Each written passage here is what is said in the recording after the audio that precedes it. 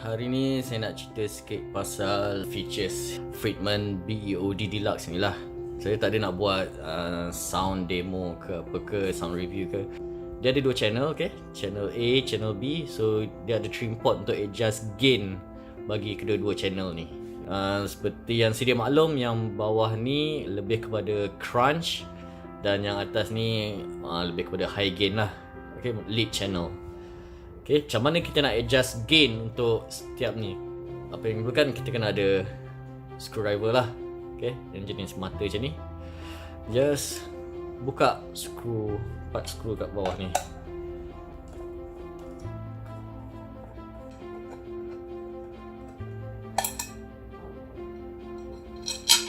Okay, so kalau diperhatikan macam ni lah circuit board dia. Jadi kalau tengok betul-betul kat sini, nampak situ dia ada tulis gain trim A. Okay. Dan satu lagi port Miha.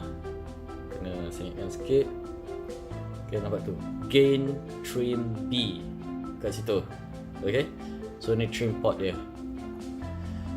Ini adalah untuk yang channel yang kat bawah yang crunch tu. So yang atas ni adalah untuk channel yang lead tu.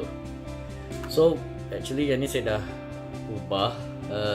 Sebelum ni kedudukan dia macam ni, sebelum pukul 12. Okay. So dia punya distortion memang agak crunchy lah, dia bukannya high gain.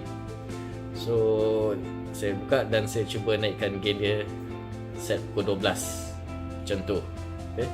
So dia boleh pergi daripada sini, okay, sampai default dia kat situ, lebih kurang macam tu. Okay, pukul 10, 11 macam tu. So saya upkan jadi pukul 12 sebab saya nak samakan gain dengan trim pot yang B ni.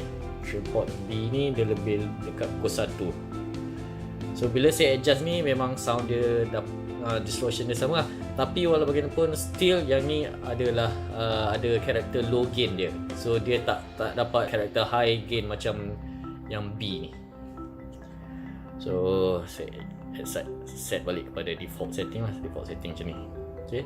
So untuk trim pot A kita kena baca macam ni, dan untuk trim pot B, channel B kena buat macam ni. Macam ni. Alright. Sekian sahaja tutorial untuk kali ini. Bye.